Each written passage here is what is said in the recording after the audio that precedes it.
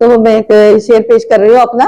रही हयात तो तुमको भी ये दिखाएंगे, हम इस जमीन को, यानी कि टांडा को, हम इस जमीन को जन्नत निशा बनाएंगे।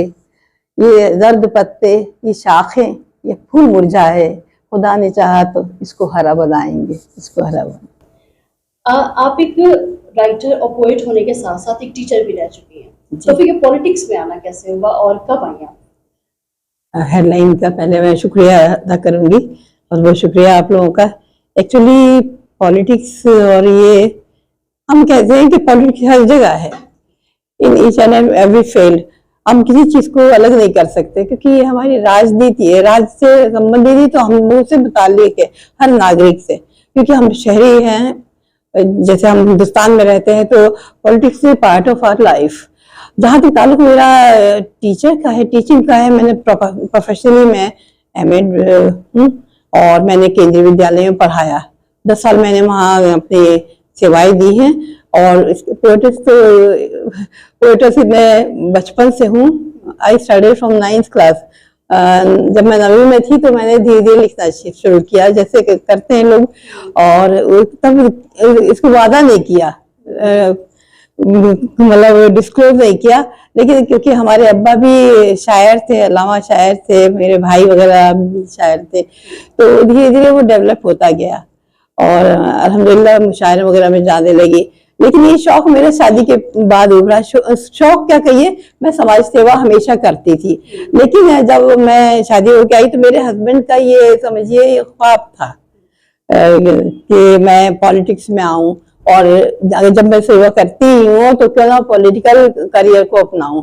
तो that's why I resign from केंद्रीय विद्यालय। 2007 में आपने टांडा से कांग्रेस के टिकट पे चुनाव भी लड़ा था। फिर उसके बाद आपने कांग्रेस को छोड़ करके आपने समाजवादी पार्टी का दामन थाम लिया। आखिर ये वजह क्या रही कांग्रेस को छोड़ देने की? एक्चुअली मैं था? नहीं, ऐसा कुछ नहीं था, मनमुटाव कुछ नहीं था। कांग्रेस बहुत अच्छी पार्टी थी, क्योंकि नेशनल पार्टी थी। हुआ क्या कि जब मैं रिजाइन करके टीचिंग से आई हूँ, यहाँ 5 साल मैंने यहाँ सर्विसेज किए, अपनी सर्विस दी है एज चेयरपर्सन टांडा, तो मुझे लगा यहाँ के लोगों को मेरी बहुत जरूरत है। और मैं तब इंडिपेंडेंट, मैं आपको बता दूं, इंडिपेंडेंट जीती थी, मैं किसी पार्टी से नहीं जीती थी। इसके बाद आई ज्वाइंट कांग्रेस। और वैसे कांग्रेस तो हम लोग सभी तकरीबन कांग्रेस ही थे पहले हिंदुस्तान में, क्योंकि आजादी दिलाने वाली कांग्रेस थी, पूरे उसमें अंग्रेजों से पीछा छुड़ाने वाली कांग्रेस थी। तब तो किसी का भी नामो निशान नहीं था। तो मेरे फादर फ्रीडम फाइटर थे, तो हमारे तो खून में ही कांग्रेस का जज्बा था और ये लगन थी। तो फिर मैंने कांग्रेस ज्वाइन की, क्योंकि बगैर पार्टी के देखिए आप असेंबली विधानसभा नहीं लड़ सकते, तो इसलिए मैंने इसका कांग्रेस का चुनाव किया। और कांग्रेस ऐसा नहीं है, कांग्रेस नेशनल पार्टी है, मैं आज भी इज्जत करती हूँ। लेकिन मैं जहां से लड़ती हूँ तो मैंने देखा कि वहां जो झुकाव है वो समाजवादी का, यानी कि यूपी में समाजवादी का दबदबा है इस वक्त हमारे मुसलमानों में, बैकवर्ड में। तो मुझे जाहिर काम तो मेरी लगन तो काम की थी, मेरा टारगेट तो समाज सेवा था। तो मैंने कहा ऐसा किया जाए कि जीतने के लिए किया जाए। तो मैंने समाजवादी की, और इनके विचार भी पसंद थे, लोहिया जी के विचार थे, और मुलायम सिंह जी के मैं बहुत एहतराम करती हूँ। He was very gentle person. Mulayam Singh ji का आपने नाम लिया, तो मुलायम सिंह जी के जाने के बाद उनकी कुर्सी खाली हो गई है जी। चाचा शिवपाल यादव का देखा जाए तो घर वापसी भी हो गई जी। तो समाजवादी पार्टी को इससे कितना फायदा होगा, और शिवपाल यादव क्या मुलायम सिंह यादव की कुर्सी को भर पाएंगे? देखिए, सबकी अपनी अपनी पर्सनैलिटी होती है। शिवपाल जी के अखिलेश जी के चाचा लगते हैं, और ये सबकी जितने समाजवादी लोग हैं उनकी हार्दिक इच्छा ये थी कि ये विलय हो जाए, यानी कि ये लोग दोनों मिल जाएं। और होता भी है, देखिए बंद मुट्ठी होती है तो उसकी ताकत ही दूसरी होती है। आपने बचपन में भी वो कहानी सुनी होगी किसान की, तो एक एक बच्चे को एक एक स्टिक दी तो वो तोड़ लिया आसान लिया, जब गट्ठर दिया तो नहीं तोड़ पाए। तो कहने का मकसद ये है कि इसमें एक ताकत है, और वो भी जब आप एक आइडियलिज्म में लेके चल रहे हैं और समाजवाद को लेंगे। समाजवाद में तो सभी आते हैं, चाचा भी आते हैं, भतीजे भी आते हैं, लेकिन आप जहां तो कुर्सी की बात कर रही हैं तो मुलायम सिंह जी का व्यक्तित्व अलग था, शिवपाल जी का अलग है, ये भी सबको लेके चलते हैं। और हम लोगों की सबकी हार्दिक इच्छा ये थी, शिवपाल जी को मैं शुक्र।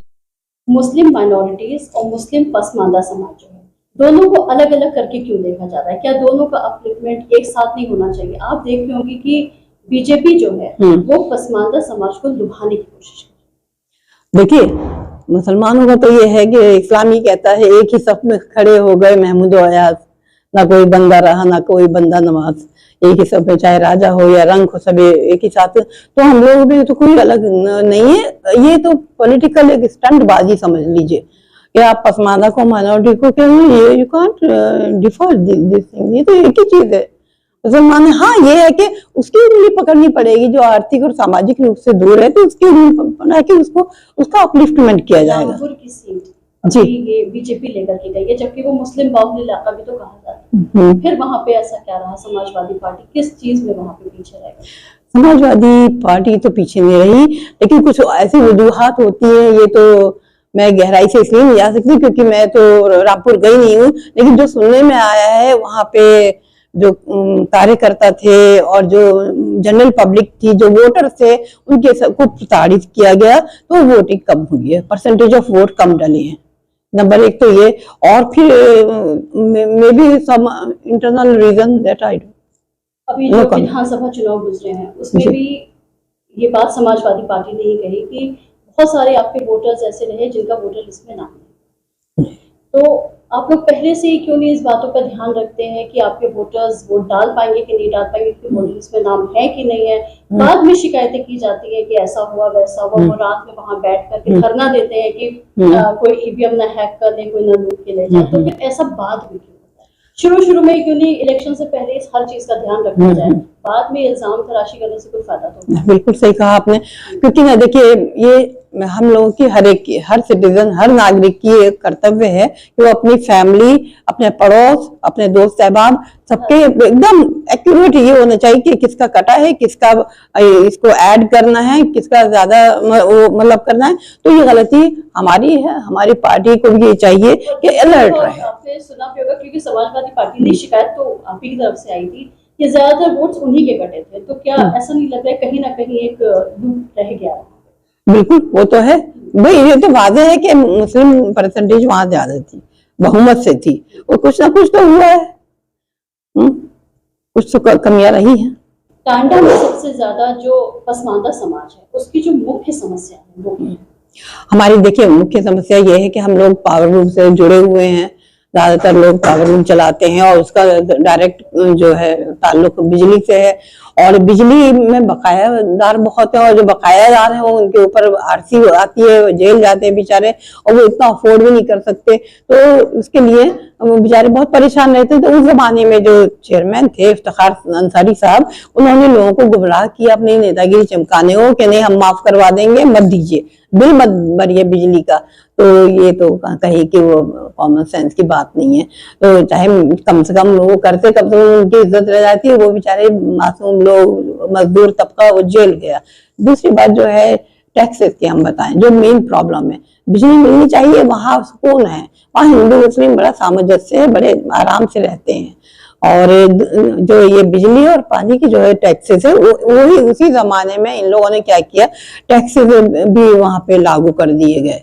हम लोग क्या इतनी फैसिलिटीज नहीं है जो टैक्स इम्पोज हो, अपने खाते कमाते हैं। 80% लोग तो अपने बेचारे रोजगार में हैं, जो रोज कुआं खोदते हैं और अपने रोजाते जिंदगी पूरा करते हैं। तो उसमें क्या हुआ कि वो भी कर्जदार हो गए। वो कैसे कर्जदार हुए? उन्होंने फिर नेतागिरी की इफ्तिखार साहब ने, तमीरुल हसन साहब ने, और उनको रुकवा दिया कि आप जो है टैक्सेस मत दीजिए, और टैक्सेस जो लगे थे वो इम्पोज भी गलत हुए थे, वो इसलिए हुए थे बगैर नियमावली के नहीं हुए थे, नॉमिनल टैक्सेस नहीं हुए थे, एकदम से मान लीजिए 2 कमरे का घर है उस पर ज्यादा टैक्सेस हो गए, कोई मतलब क्राइटेरिया नहीं था, विदाउट एनी क्राइटेरिया ऐसे इम्पोज कर दिया था। तो ये किया जा सकता था कि मिनिमम के लिए रिक्वेस्ट किया जाता है, अपील की जाती है, उसको रखा जाता है। वहाँ की आवाम यह चाहती है कि टैक्स हम जो है बाकायदा एक क्राइटेरिया होना चाहिए, नियमावली होनी चाहिए, उसके हिसाब से मिनिमम करवाएं। जो मैं कोशा हूँ इस मामले में कि अगर इंशाल्लाह मैं चेयरपर्सन हुई तो मैं मिनिमाइज करवाऊंगी, मिनिमम टैक्सेस हो जो किसी के ऊपर बर्डन ना हो, उनकी जिंदगी चलती है। कोई बकरी बेच रहा है, कोई जेवर बेच रहा है, वो अजीब तमाशा है, वरना जेल जाइए। अब बाइज्जत लोग बेचारे अपना घर चलाते हैं। टांडा में नगर निगम चुनाव की क्या तैयारियां? तैयारियां ये तो सब तैयार बैठे हैं हमारे, माशाल्लाह 27 से 28 कैंडिडेट हैं जो वाजे हैं और सब हिडन हैं। जब मौका मिलेगा वो अपना नाम धीरे से दे देंगे। एक पॉलिसी बनी थी कि एक कमेटी बनेगी, वो मुझे लगता है वो ज्यादा बेटर थी, लेकिन अब एक मुश्तरका राय हुई, जो भी पार्टी की ये हाई कमान जानती है कि वो एमएलए और हमारे जो राष्ट्रीय अध्यक्ष हैं समाजवादी के अखिलेश जी ही फैसला लेंगे। और मुझे खुशी इस बात की है, अब शिवपाल जी और प्रोफेसर साहब भी हैं, तो जाहिर है तो थिंकर जो टैंक है वो अच्छा ही फैसला लेगा, सकारात्मक लेगा। और मैं तो बड़ी पूरी उम्मीद हुई इस चीज से, क्योंकि मैंने एक बार 5 साल चलाया है और बखूबी चलाया है, और यही कॉम्बिनेशन था राज्य में और स्टेट में बीजेपी का, तब भी मैंने अच्छे से चलाया था। शहर में हर तरह का वो किया था, तब बड़ी लिमिटेड वो होती थी तब दराए, और उन लिमिटेड दराए में चलाया था। तब तो काफी सरकारी मराहत हैं, तो उसमें इंशाल्लाह हम कामयाब होंगे। हमने हमेशा मुझे बहुत कोऑपरेट किया है और बड़ी कद्रदान है हमारे, और मुझे भी बहुत मोहब्बत है टांडा के हर बच्चे से। और मैं कोशिश करूंगी जो हमारा जो ये काम है दिनों रात फले फूले, जो हम लोगों का बुनकर लोगों का है और भी लोगों का जो अपने व्यवसाय से जुड़े हैं, चाहे व्यापारी हैं, हिंदू मुस्लिम सिख सब हैं, अल्लाह करे उनके और कामयाबी हो, और उसके लिए कोशिश रहूंगी। और एजुकेशन पे मुझे बहुत काम करना है, क्योंकि हमारे यहाँ कोचिंग सेंटर नहीं है। एजुकेशन के मामले में बहुत ज्यादा कोशा हूँ मैं कि उनके लिए कोचिंग सेंटर और स्कूल कॉलेजेस, लड़कियों के लिए स्पेशली कॉलेज खोले जाए, बच्चों के लिए और नौजवानों के लिए स्टेडियम बनाया जाए, उसके लिए कोशिश करूंगी। और हमारे यहाँ लेडीज, हमारी जो लेडीज है वो बेचारी घर से नहीं करते, देखिए पर्दापोश औरतें, तो उनको डॉक्टर जब बताते हैं कि वॉक करिए तो उसके लिए कोई पार्ट नहीं है। वो मेरी दिली तमन्ना है कि मैं वो करूं। और एक ड्रीम प्रोजेक्ट और है कि वहां पे स्लॉटर हाउस है, हम ताकि हमारे शहर साफ सुथरा हो, ग्रीनरी रहे, तो उसके लिए पेड़ पौधे लगाएं और स्लॉटर हाउस ऐसा बनाया जाए बिल्कुल हाई टेक का। ये हेडलाइंस 24 से बात करने के लिए आपका शुक्रिया। बहुत बहुत शुक्रिया आपका भी।